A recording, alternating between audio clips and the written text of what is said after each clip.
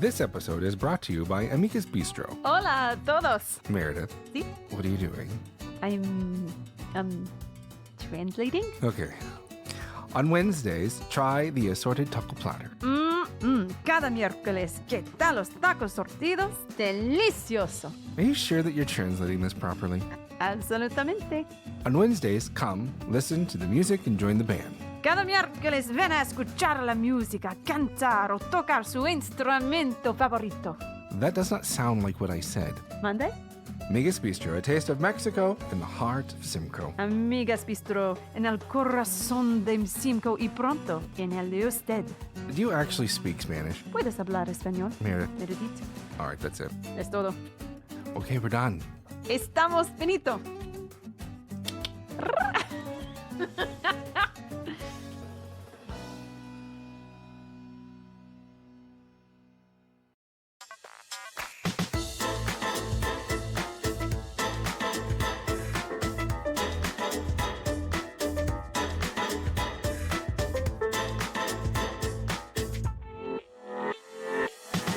From RFM Studios, this is Radio Free Norfolk.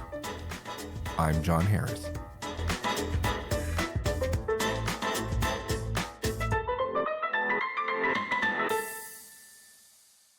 All right, we're back with another episode of Radio Free Norfolk, continuing with our Artist in Profile series. When I started to put this together, one of the other names that was highly requested was my good friend Martin Smith. So here we are in his beautiful apartment to do the show. So thanks for coming on. Yeah, that's great, John. Thank you.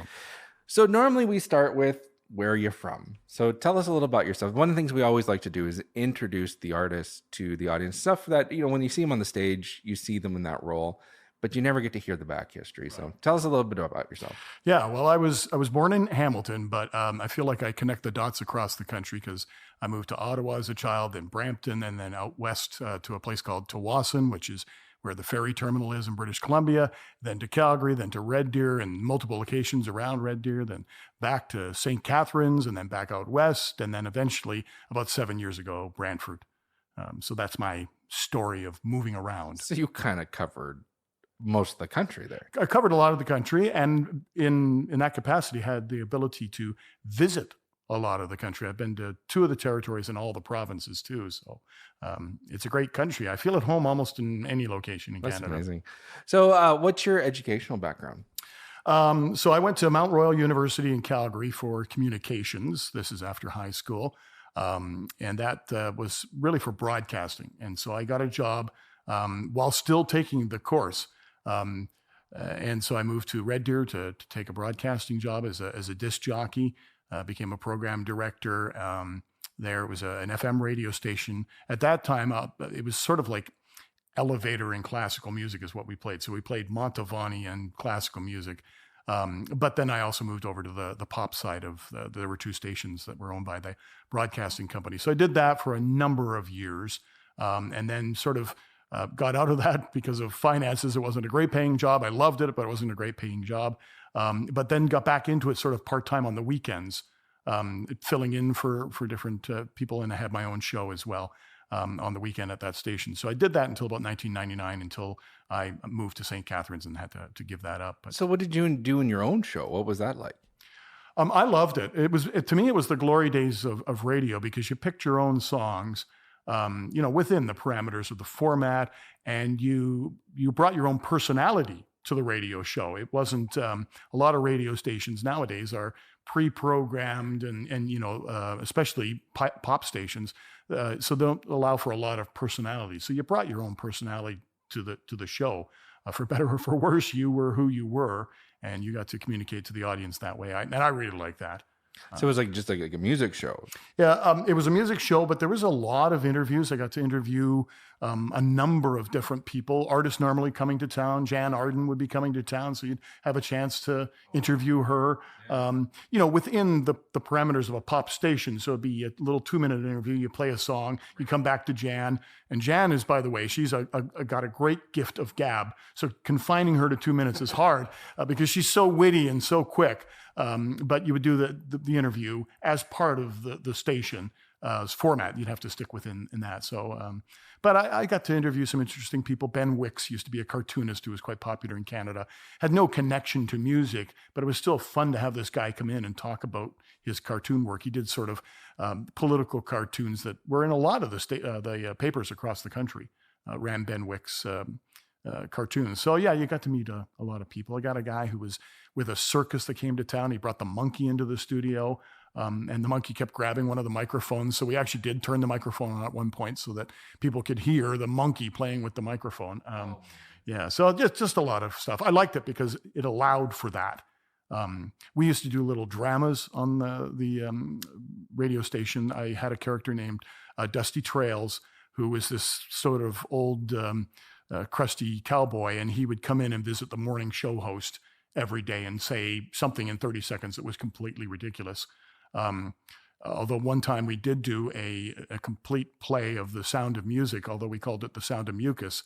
And I'll tell you, we were this close, and I know you can't see this on a podcast, but we were this close to getting canned because we crossed some lines there. But nonetheless, it was a lot of fun to do. I wish I'd kept the recording of this little 3-minute drama. But yeah, the phones did light up with great approval and great disapproval at the same time. Beloved characters had been destroyed by us. Yeah. So how long did you do this? Did do the radio show for? The full-time thing for about 5 years, and then I shifted careers, worked at a hospital for the mentally challenged, and did that for a while, and then I got back into it part-time after that. So in total, about 20 years. But the show part itself was how many years? Oh, it was about 5 years and basically 6 hours a day. They were long shifts. Okay, so the other stuff that you did the radio show, what kind of other stuff did you do? I'm not quite following. Sorry. So you had the show part, but then Yep. you had this 20-year career. So what was kind of some of the other stuff that you did at the radio? Yeah, well, I worked at that hospital for about 5 years. It's a big facility in Red Deer called Michener Center. It's much smaller now, but at that point, it was a huge facility. It was sort of a catch-all for the entire province. Then I worked at a bookstore for about 5 years.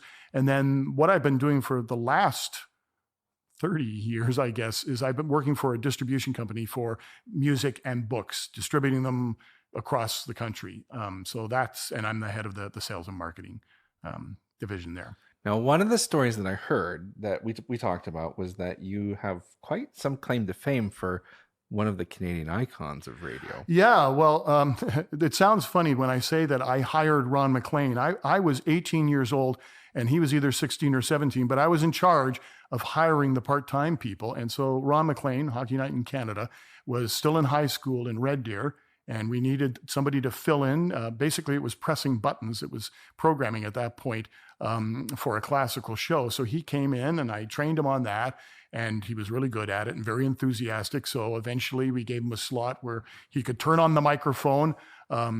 And that's kind of how it started for him. The same station had a television division, and so he started doing the weather there. And then he kind of got into sports. And I will say this, from the very beginning, Ron knew his hockey. Even as a kid, he would talk about hockey all the time. So hockey came natural to him. And so he was starting to help with the local broadcasts for hockey, the local team. And then Dave Hodge, who was with the CBC, had been let go. And they needed a replacement really quickly. And by that time, Ron had moved on to Calgary and was doing the color there for the Calgary Flames, and got hired for Hockey Night in Canada very quickly. And obviously has been there ever since. So you can know everybody. Yeah, I'm in his book. He's got a book. You can find me in the book there. Yeah, he mentions how he got into broadcasting and how I hired him. The other thing this was fun. Ron MacLean also, I hired him for a company that had nothing to do with the radio station. It was called Disc Jockeys Unlimited. And we played, weddings and high school dances and that kind of thing, back when you played vinyl at these events. And so I hired Ron separately from the radio station to do that. And he did that for about a year. He was one of my disc jockeys on the road in central Alberta. And nothing but great response from people. They'd call me afterwards and say, that kid was really good. And he was a kid.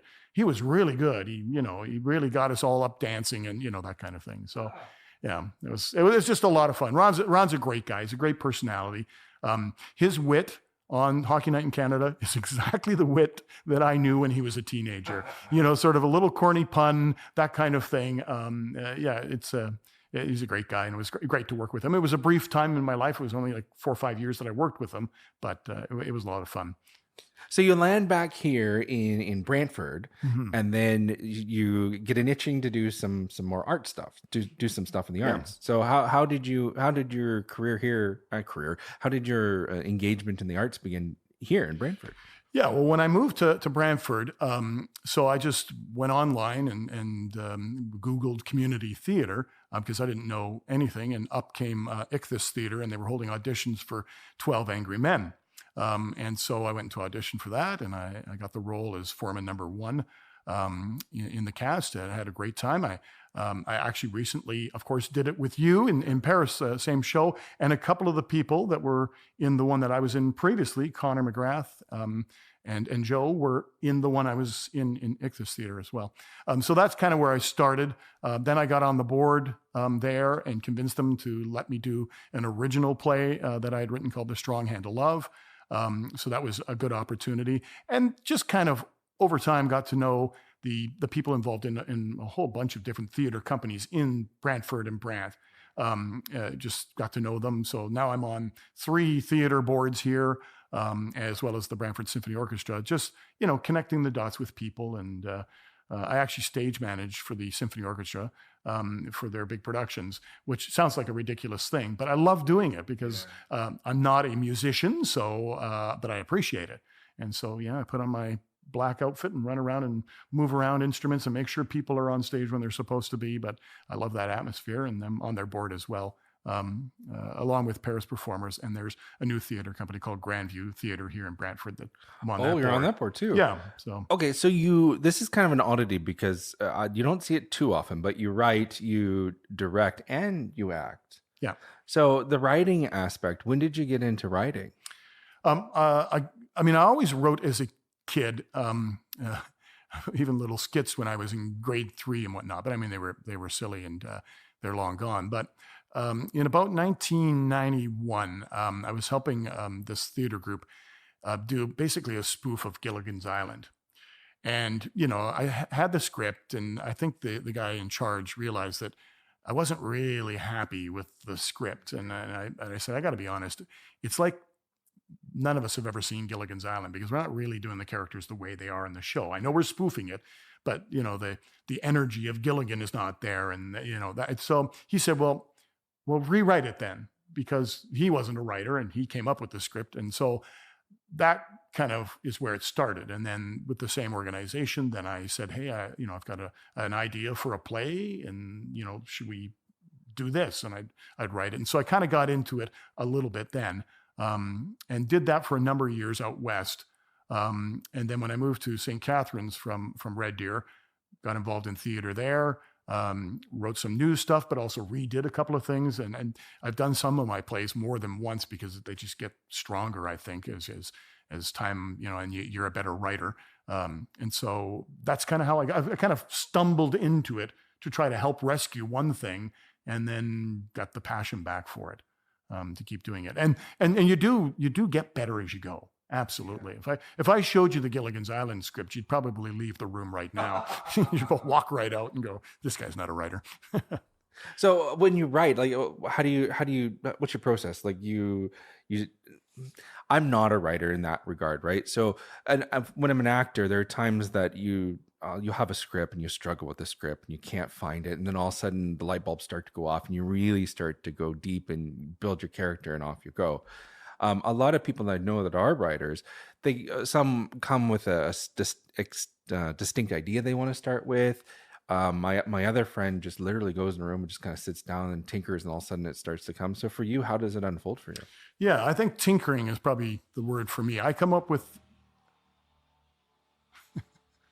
the original concept of what I want. So the latest one that I put on was called Birds of a Feather.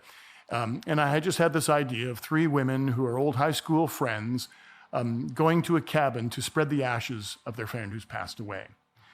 But when they get there, there is a squatter living in the place. They don't know this for half the play, and he steals the urn because he thinks it's a lovely pot.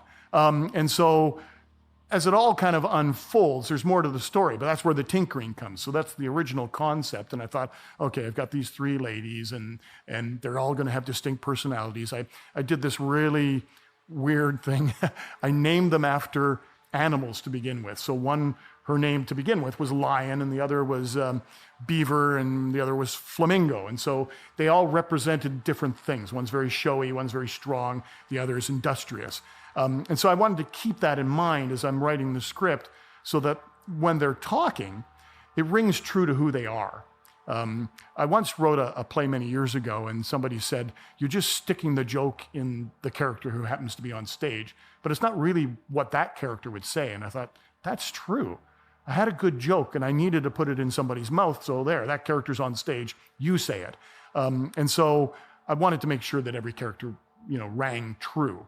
Of course, I changed the names when it came time to put the show on, but that helped me in the process to realize who each of them were, to kind of walk in their shoes a bit. And that took a lot of tinkering. And where the play ends is not an idea I had at the beginning. So that was the process of writing the play. I start with this idea, and where does it end? And we discover a lot about the man whose ashes they have through that process, and why these people were all friends. It wasn't a natural fit, but there were reasons why they were all friends. And that's the point of the play, is that friendship is not always obvious. You can be friends with people that have different views than you. You have friendships that kind of supersede that kind of stuff, the superficial sort of, well, you're right wing, I'm left wing, we can't be friends. No, it's got nothing to do with what their friendship was. It was based on something else. So this is also a play that you directed. Yes. Yeah. So I'm curious to know. So you write the play, but now you're in the director's chair. Do you find that a conflict or a pull there? What I mean is, sometimes you look at a play and then you have complete license to kind of go where you want, but there's really kind of the intent of the director is to follow what the intention of the author was. You're both. So you know explicitly what the intent was.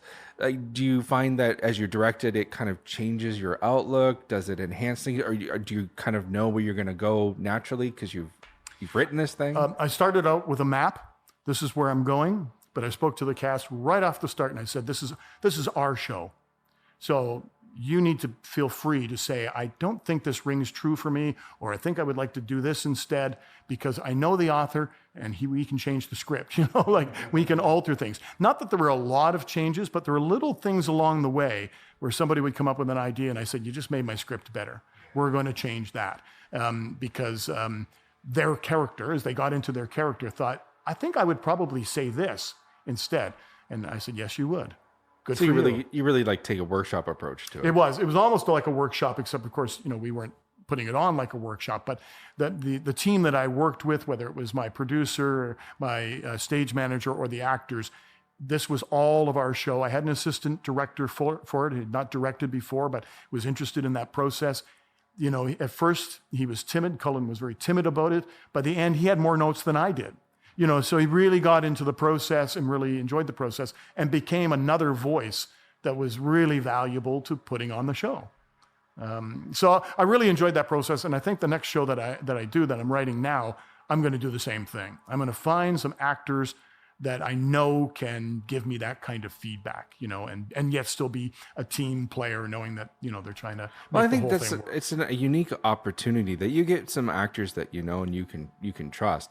You can start to slip around, and there's a big arts community around here where you have that opportunity, and you get some really talented people who can do that. And like the improv ability, I guess is the way I would say it, is to flow like that. I know when they did, Paris just did that. What was the naked play they just did? Oh, Bare Bones. Yeah. The author came and saw it. Yes. And apparently there was a couple of things that either they kind of did a little differently or that weren't kind of intended. And the author was like, yeah, that really opens it up. To me, that would be, I've never written anything, so it would be extraordinary. I can just imagine to see what you wrote on a stage and be there seeing it in a new way. Like before, it's got to be all in your head, and now you're really watching it play out. That's going to be extraordinary. It is. I'm honestly, you almost feel like you're not a part of it at some point. You're intimately involved in it, and then you're standing back watching and going, I created this, but you did. But because they bring the flesh to it. I mean, it really was the actors who kind of took the words and made this thing real. So I'm writing it up upstairs, and it's all done, and I think I got something good. But until it's brought to life by the actors, you're not really sure. And then they kind of take over.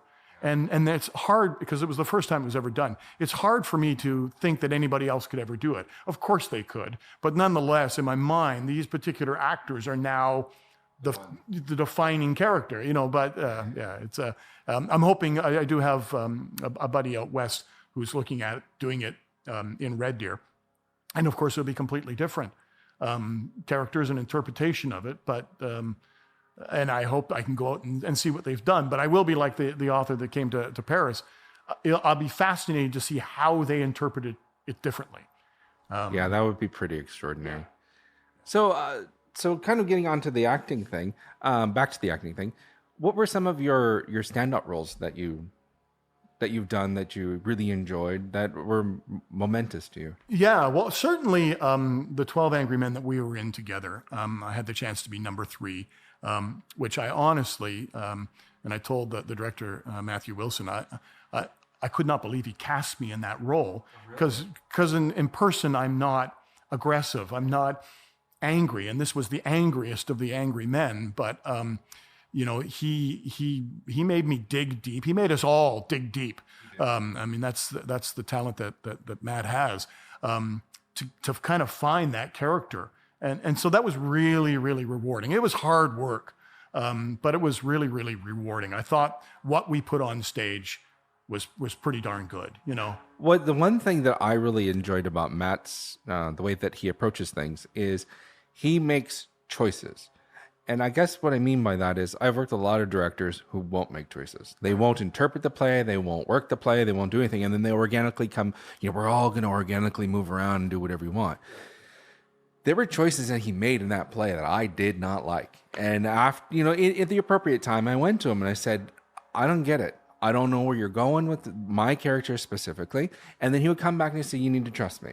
And there were other times he came back and said, yes, I see your point, I'll give. Or there are certain things I want you to do absolutely the way they did. And we even got towards the stage and I was kind of like, I don't know. And then we got in front of that first audience and the audience went, yep, we love this. Yeah. And then I went, okay, all right. And that was the thing that I really enjoyed about that play was the relationship we had with him and with each other as we all tried to figure out what this was going to be. And it was a different interpretation. Oh, for sure. Yeah. I mean, even I've talked about this in another podcast, but the Waddle judge didn't like it, but the audience there ate it up, right? Yes. And it was remarkably different from the movie. And that was extraordinary. And that is it. We weren't trying to be Henry Fonda and Lee J. Cobb. Right. We weren't trying to be those characters. And you're right, he had a vision of what he wanted. It's not that he didn't listen, of course, to suggestions. I most admired what he did with Connor, because he kept Connor holding back and holding back and holding back. And he was the Henry Fonda character, juror number 8. He kept holding him back. You're still not sure that you're right. And then when the trigger went off, then the character shifted, and the confidence was there. And I know that for Connor as an actor, that was probably very challenging. Not yet, hold back. And that's a decision he made right from the start, and that's the way he was going to do that character. And I found that very fascinating process.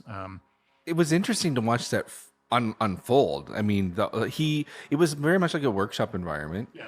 But then we had that whole technical aspect with that round. With the rotating stage. It was good. Okay, so what's another one that was a really standout one for you? One of the plays that I wrote is called The Other Noise, and the character Uncle Wilby is just a favorite character. It's been done since, and I directed it the next time and had Bruce Farley do the character, and he did a fabulous job. But I loved the character. He's when you first meet him, you just think he's just a little kooky. He does really weird things. He's sort of heavily medicated. And he's left alone with either his nephew or niece, depending on which version of the show. I had a boy do the part the first time, and then a girl did it the next time. Mickey Pete was the niece. And he gets left alone with her for a day while his sister, who takes care of him, is out visiting the doctor. And so he wakes up in the morning and he says, okay, you're ready to go. Where are we going? And he's dressed up like he's going on a safari or something. And he climbs on the couch and they're suddenly in a boat. And like any teenager, they're like, well, you're just whacked. What are you talking about? This is a couch. But eventually she kind of plays along with him to humor him. And we find out through the process what's really going on in his life. There's a real deep depression and grief going on because of the loss of his wife. But it's not obvious. It's sort of like, well, he is interesting. And the journey is to find a place where he can get rid of that grief, where he can finally come to terms. And so you've got this young character who realizes what's going on and eventually buys in to the fantasy of being on the boat and traveling to this place where he can say goodbye.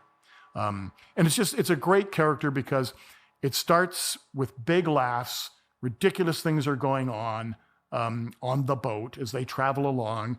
And I hope the audience buys into the fantasy of it.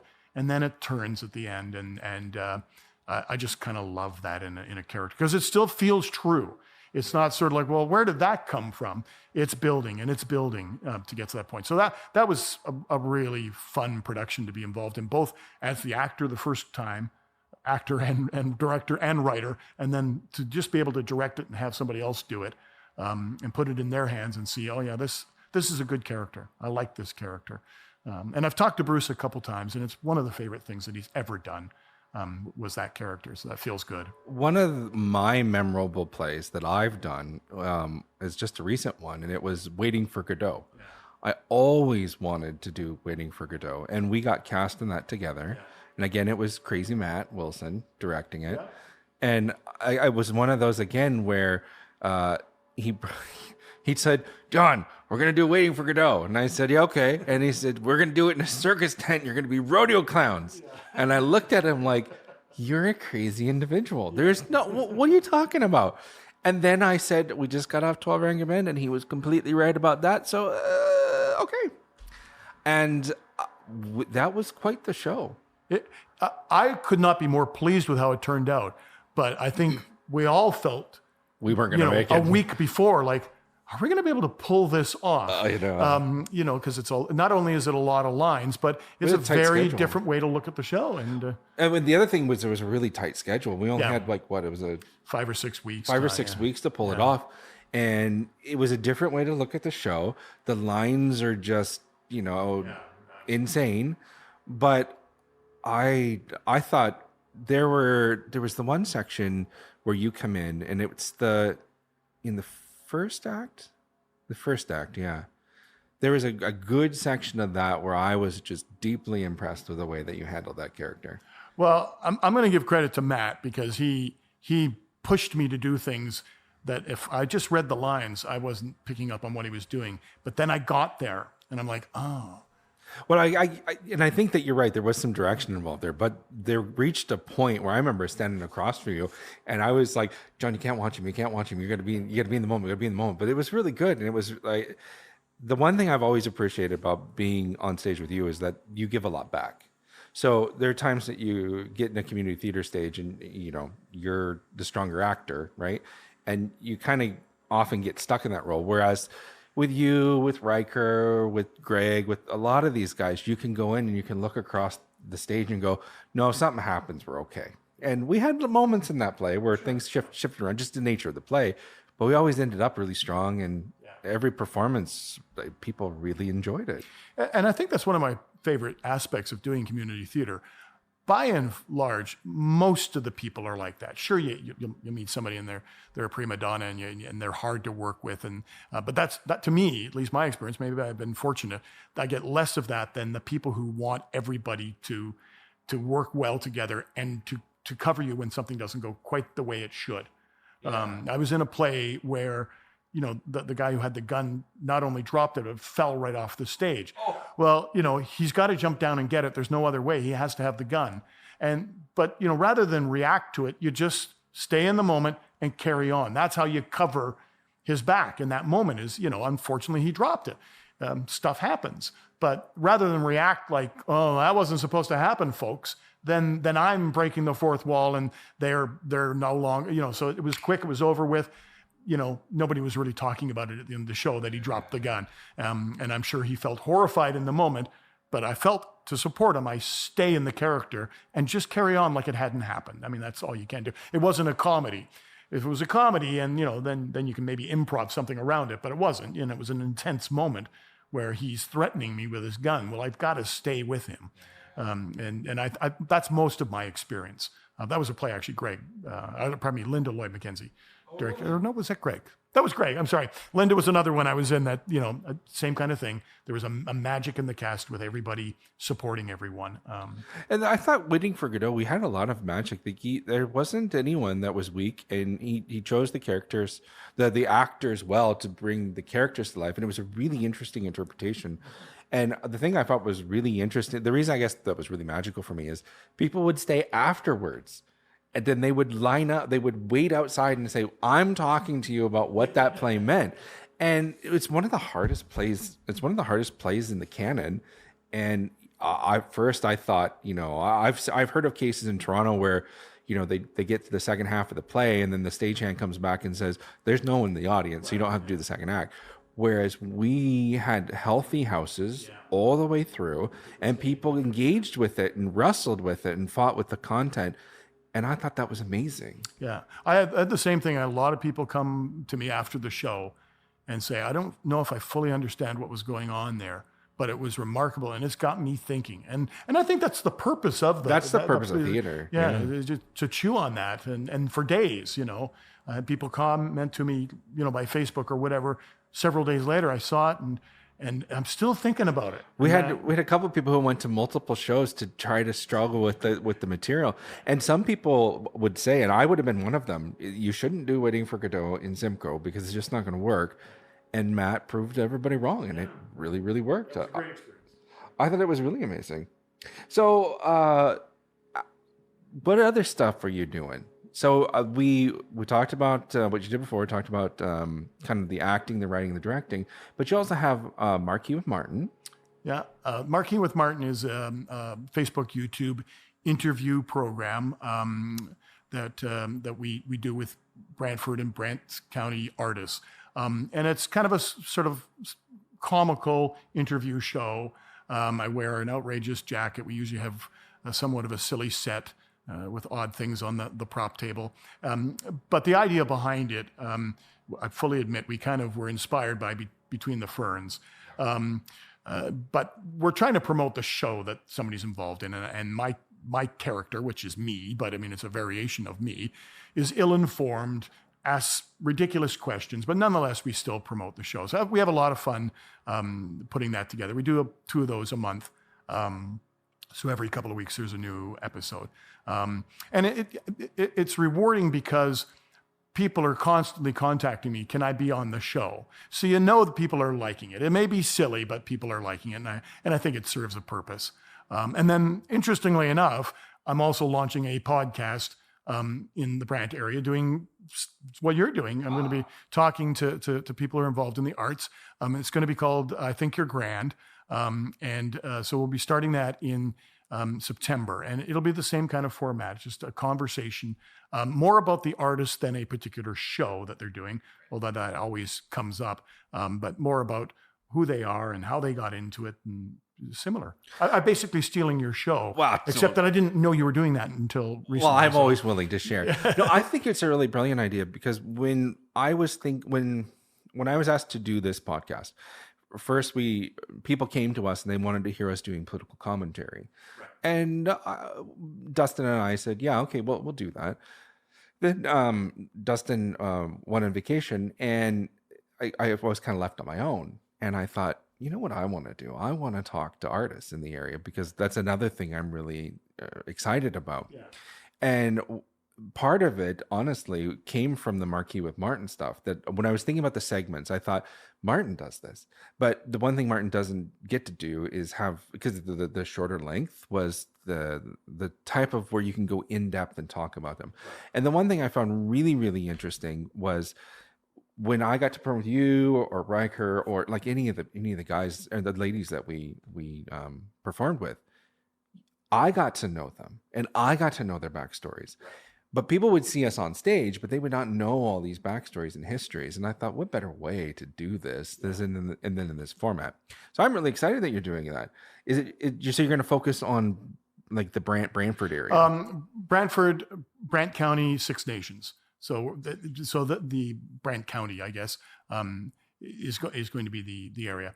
The show's called I Think You're Grand because the Grand River runs through all of that.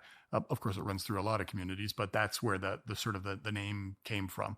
But it's the same thing. You're right. I know people in the arts, and I think there's a really great story here beyond whether they're a painter or whether they're a musician or an actor or whatever it is they do. There's more to this person that I think a lot of people would be interested in, and I think it's a support for the arts, which is something I'm very passionate about, is to support the arts in whatever way I can. Most people who are on my Facebook wall know that I probably overdo it, but I post a lot of things about what's happening. This morning I'm posting about Rib Fest because there's a bunch of bands playing there. I love ribs too, but I'm doing it more so that people go see the band See You Next Thursday or whoever. It's that kind of thing. I love supporting all the arts, and I think I've been very fortunate to then meet a lot of people through that process who are maybe not in theater, but nonetheless have picked up that I'm doing some of this stuff, and so it's very very rewarding. I really love it.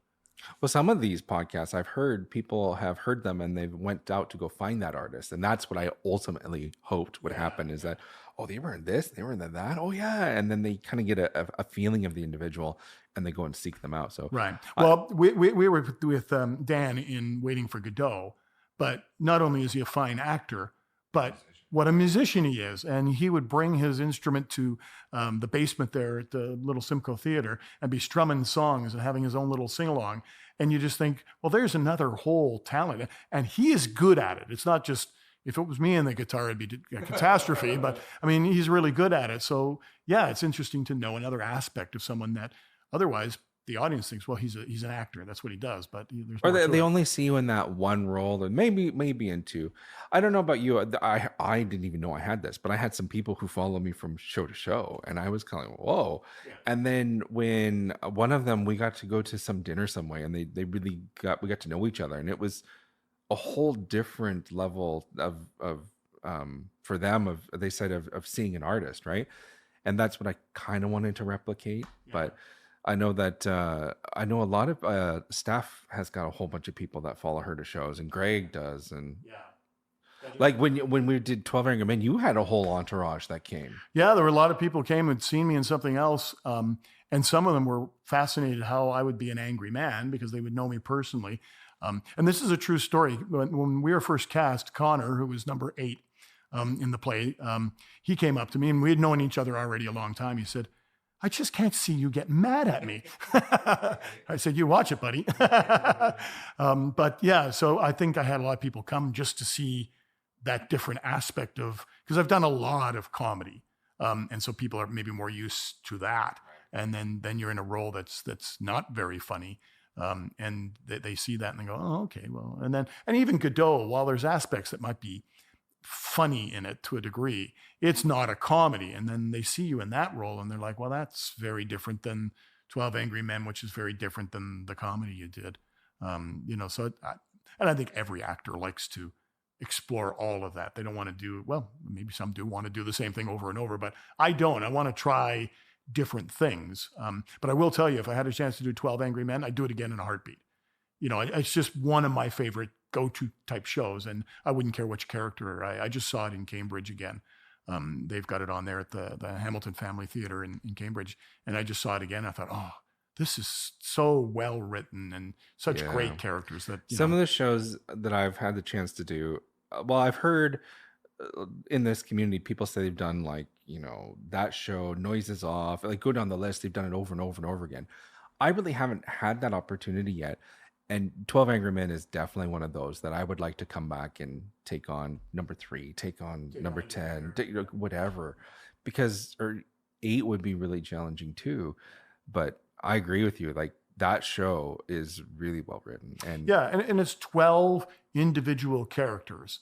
And so there's something in all of them. You think, okay, well, the I other wouldn't thing mind that's do really that. interesting is some of the shows do not age well, Right. and that show is still as applicable today as it was back then. Right. Some of the nuances may have changed, but still the core message is still there, and it's still as poignant as it's ever been. So, one of the things I always like to ask all the actors is, so what role have you not done that you want to do? Yeah. Well, I'm getting a little long in the tooth for this, but certainly Atticus Finch in To Kill a Mockingbird. I have wanted that play to go up somewhere for a long, long time. And I think even if I didn't get Atticus Finch to be involved in To Kill a Mockingbird, would still be rewarding, on any level. But obviously, when you think of that, you think of that character. But yeah, that's kind of a dream role, dream play to be involved in. So yeah, I'm hoping someday, somebody will put it on. And if they, I'm the same way. That would in my own list. That's definitely there. It's again that like 12 Angry Men, the story holds well over time. I mean, sure, it's a period piece in one sense, but there's so much in the story that's still sadly true. I think today it's still a very poignant thing. So we're out of time. All right. So I want to thank you for coming on. Oh, thanks, John. And when your podcast is up, let me know, and I'll come and I'll maybe just make a guest appearance. The other thing is we can cross promote. Yeah, absolutely. Oh, that'd be great. Yeah, certainly. Any chance I get to talk about Martin is always a good thing. All right. All right. Well, thanks so much.